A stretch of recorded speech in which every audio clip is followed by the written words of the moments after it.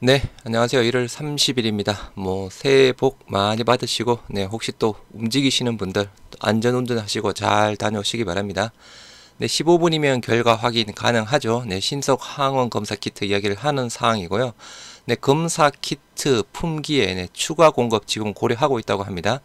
정부에서는 계속 공급은 많은데 지금 약간 유통 문제라고 계속 이야기를 하고 있는 상황인데요. 아무튼 국내든 해외든 우리 셀트리온의 디어트러스트 진단 키트 많이 좀 팔렸으면 좋겠습니다. 영상 한번 보시도록 하겠습니다. 전국 코로나19 선별진료소에 15분 만에 확진 여부를 확인할 수 있는 신속 항원 검사가 도입됐습니다. 연휴 기간 기존 PCR 검사와 병행 운영돼 필요한 검사 방식을 선택할 수 있는데요. 시중에서는 자가 진단 키트 품귀 현상이 여전해서 정부가 추가 물량 공급에 나섰습니다. 최지숙 기자입니다. 설 연휴 첫날 전국 선별진료소에는 PCR 검사와 함께 신속 항원 검사를 받으러 온 시민들의 발길이 이어졌습니다. 아직 두 검사의 정확한 차이를 모르는 시민을 위해 상세한 안내가 이뤄집니다. 뭐 달라요?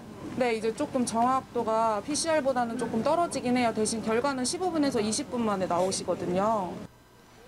연휴 기간 선별진료소 256곳에선 PCR 검사와 신속 항원 검사 중 하나를 선택해 받을 수 있고 다음 달 3일부턴 임시 선별진료소와 동네 병의원까지 새 진단검사 체계가 확대 적용됩니다. 선별진료소 신속항원 검사에서 음성으로 판정되면 이렇게 음성 확인서를 받을 수 있고 양성일 경우에는 PCR 검사를 곧바로 받게 됩니다. 결과를 바로 확인할 수 있다 보니 귀성객들의 반응은 긍정적입니다. 부모님도 뵙고 또 형제들도 또 모일 때 제가 혹시라도 확진자일지도 모른다는 염려가 있었는데 그래도 이거 받고 나니까 좋습니다. 첫날인데도 불구하고 생각보다 검사 받으러 오신 분들이 잘 따라주셔서 뿌듯했고 앞으로 빠른 진단과 함께 코로나가 빨리 종식되길 기원합니다. 첫날 각 선별진료소에 풀린 검사 키트 물량은 우선 6,000개. 하지만 시중 약국은 여전히 수요에 비해 공급이 원활하지 않은 상황입니다. 오자마자 다 팔려요. 그래서 막 5개, 6개씩 막 사봐요. 품절이에요. 도매상에 이게 부족하다고 수급이 제대로 안 된다고 그러더라고요.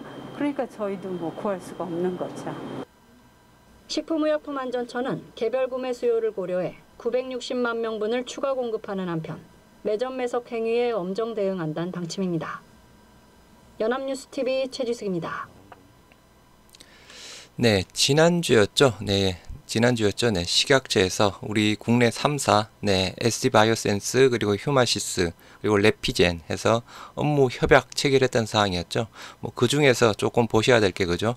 국내 공급 우선하겠다라는 그런 또 업무 체결 소식이 있었던 사항이었고요. 스텔스 오미크론 확산도 빠르다라고 하고 있는 사항인데 일단 국내에도 스텔스 오미크론이 조금 나타나고 있다고는 합니다. 일단 전파력은 1.5배 정도 더 높은 상황이라고 하는데요. 일단 치명률이라든가 병원성 자체에서는 기존 오미크론이랑 비슷한 상황이라고 합니다. 그래서 스텔스 오미크론 약간 좀 확산되고 있지만 실질적으로 지금 현재 지금 진단하고 있는 분석 PCR 시약으로도 스텔스 오미크론 확인할 수 있어서 큰 영향은 없다고 하고요. 아까 말씀드린 대로 전파력은 1.5배 정도 더 높은 상황이지만 병원성 및 약간 치명률은 일단 기존의 오미크론이랑 동일하다고 합니다. 소액주주 울리는 쪼개기 상장 해결 계약 해결 공약 본물이라고 하는데요. 작년부터 갑자기 이슈가 되어 왔던 사항이었죠. 일단 LG 화학을 시작으로 SK 이노베이션 그리고 최근 같은 경우에 약간 포스코 부분까지 일단은 물적 분할 계속 이슈가 되고 있는 사항인데요. 이 사항에 대해서 대선 후보 주자들 일단 여러 가지 또 의견을 내놓고 있습니다. 영상 한번 보시겠습니다.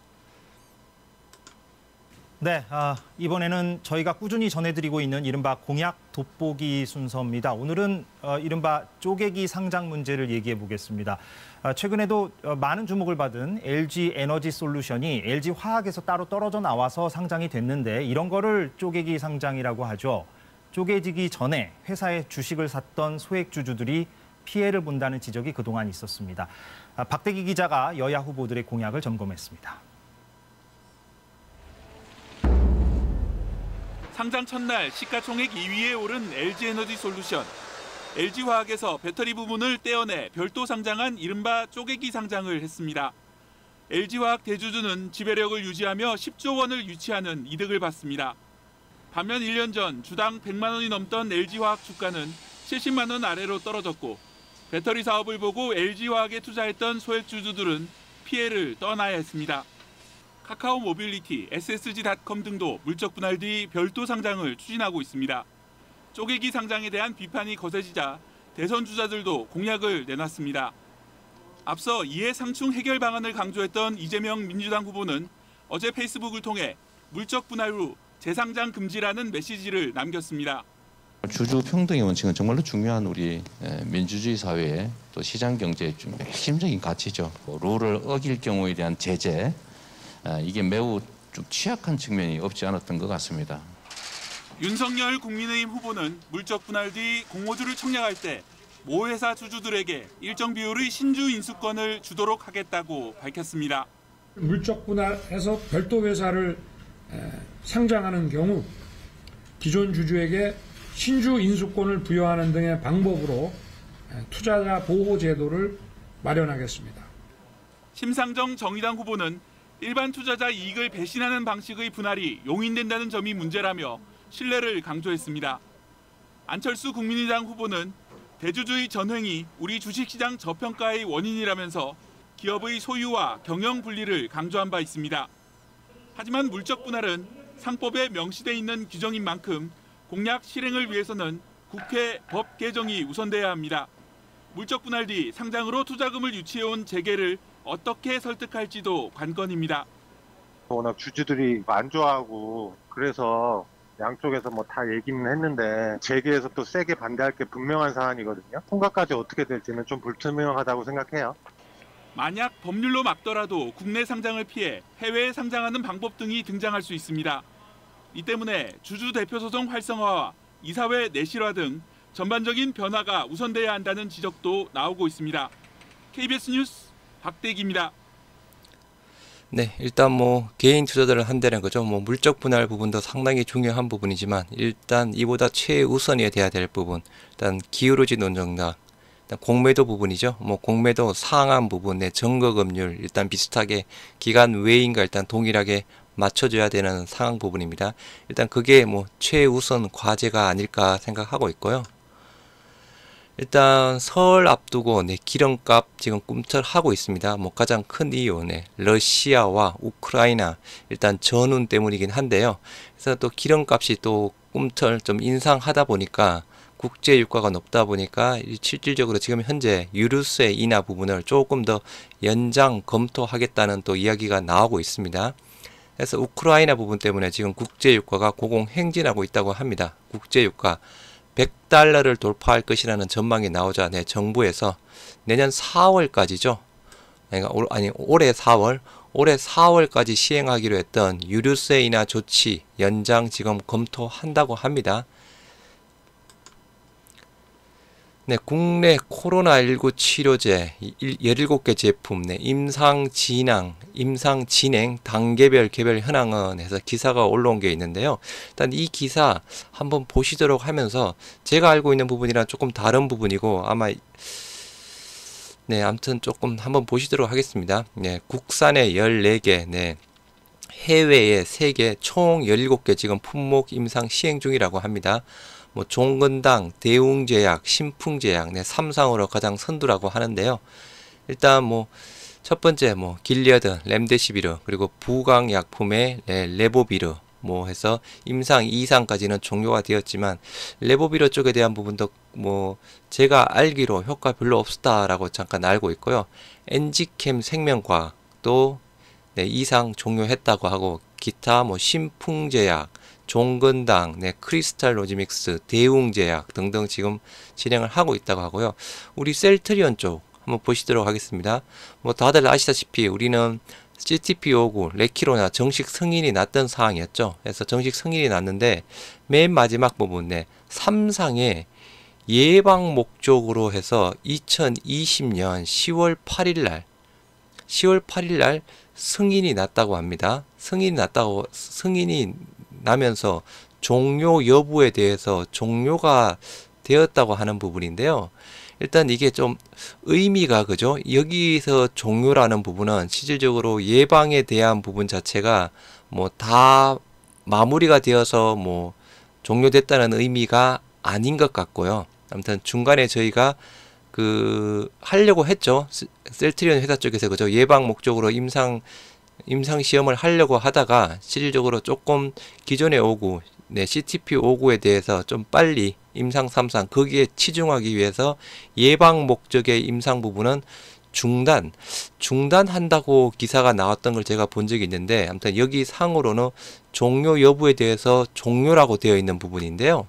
아무튼 이 부분 서로 좀 다르게 해석할 수 있는 부분이겠지만, 아무튼 제가 알기로 여기에 대한 종료 부분은 삼상에 대한 예방 목적으로 종료되었다는 게 아니고 중간에 신청을 했다가 안 하기로 했다라고 그렇게 보시는 게 맞을 것 같고요.